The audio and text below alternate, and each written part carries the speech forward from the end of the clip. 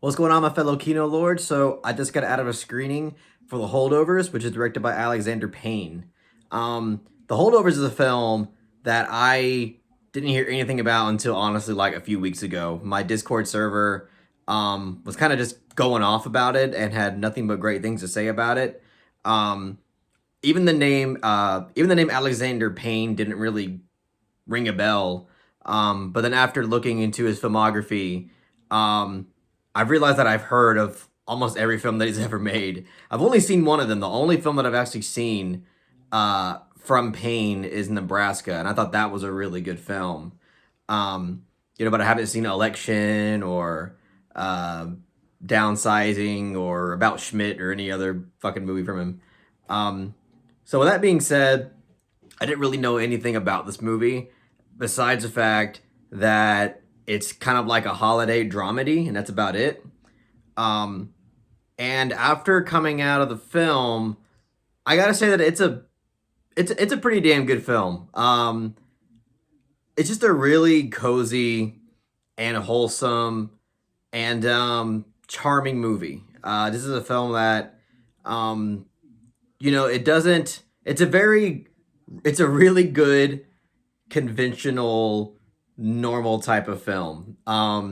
It's a film that you can pretty much sit down and watch with anybody. But at the same time, it is a rated R film, so there's a lot of fucks being thrown around, just a lot of cuss words in general, just being thrown around, and that was kind of something that was refreshing, when it comes to like a cozy holiday film, because most like R-rated holiday movies, they're kind of just go overboard and they're like kind of going out of their way to be like just like super immature and just super edgy. This is not really like that. Yeah, it's like an adult holiday film, but really you could watch this with a teenager and it would be fine. It just cusses a lot, really. um but but yeah, this is a film that, again, like it doesn't do anything out of the norm. It's not really, and this is really, I guess, since I'm talking about it, I can go and talk about really my biggest criticism of this film. But don't take it the wrong way, because I do really like this film. Really, my biggest criticism of this film is the fact that it doesn't really take a leap really anywhere. It doesn't take much risks like in any direction.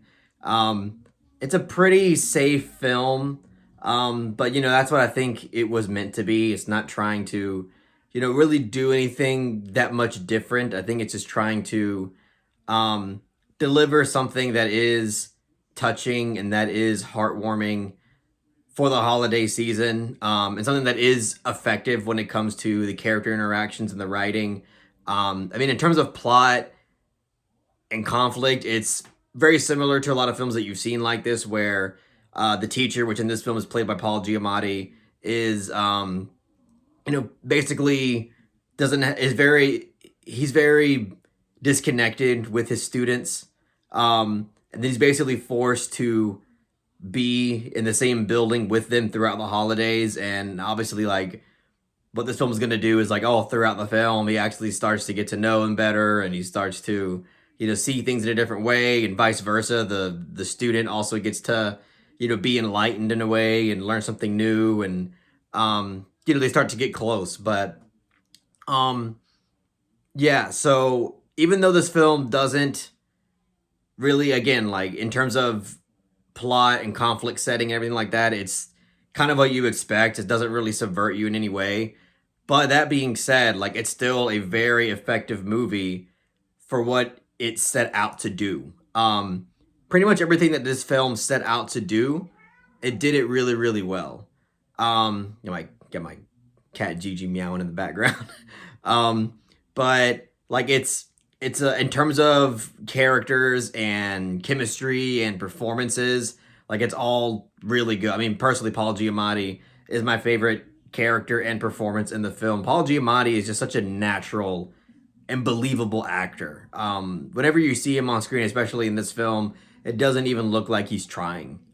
He just comes off incredibly authentic, and his comedic timing and delivery is really just excellent. Like, that's another thing about this film that I have to, give some high praise for, is that it is a pretty damn funny movie, and it's not going for like sketch type, laugh out loud type of comedy. I mean, there are some moments that I think are meant to, get more of a rise out of the audience, but for the most part, this is just a very like a lightly humorous film throughout the experience, with some moments of like actual laugh out loud comedy.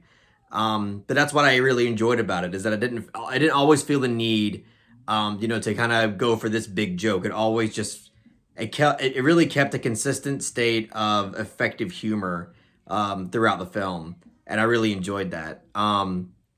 But yeah, there's also this other character in the film, um, this cook that also works at the school and stays behind throughout the holidays. Her character was very, very effective and heartbreaking. I think in terms of substance, she might have been my favorite character in the film.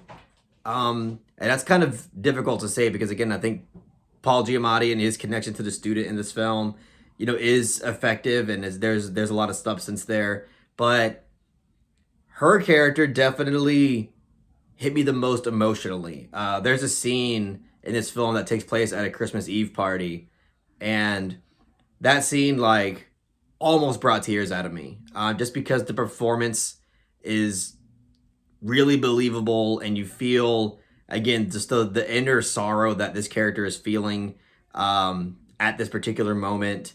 I just think it's directed and written very well as well, on top of the performance being great. But GG. GG. Sorry. Trying to scold my cat real quick. He's being very annoying and hyper. But yeah, so yeah, her character I thought was great, because I think that the emotional substance that is driving her character is very effective, and for me was relatable, and I think for a lot of people will be, depending on what you have gone through in life.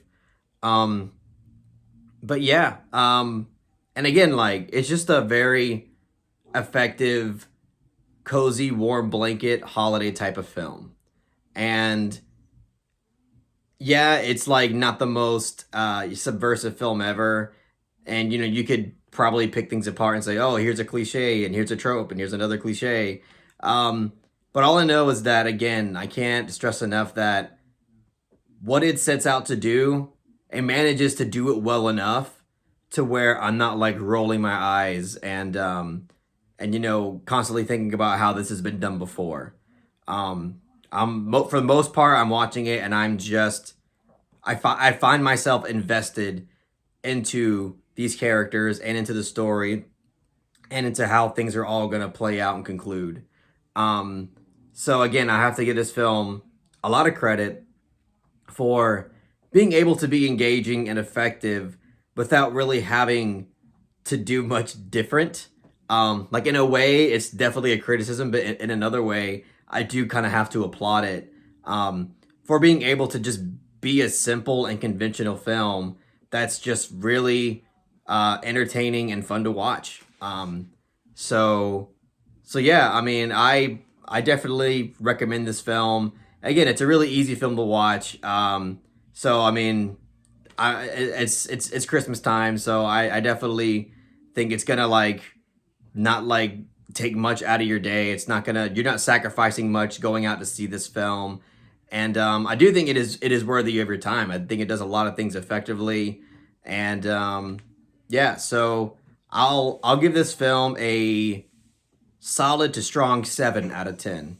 I was thinking of giving I was debating on whether or not this film deserves an 8, and I don't think it does, honestly, but I can understand why people are really loving this film and giving it ratings that are that high. But even though my rating isn't that high, I still very much enjoyed this film. It's just a very enjoyable film. So yeah, that's it. That's all I'll say, everybody. Thank you very much. Thank you very much for watching this video. If you really enjoyed what I had to say about the Holdovers, please give it a thumbs up and share it amongst your friends. And don't forget to subscribe to the channel to be updated on more film related content.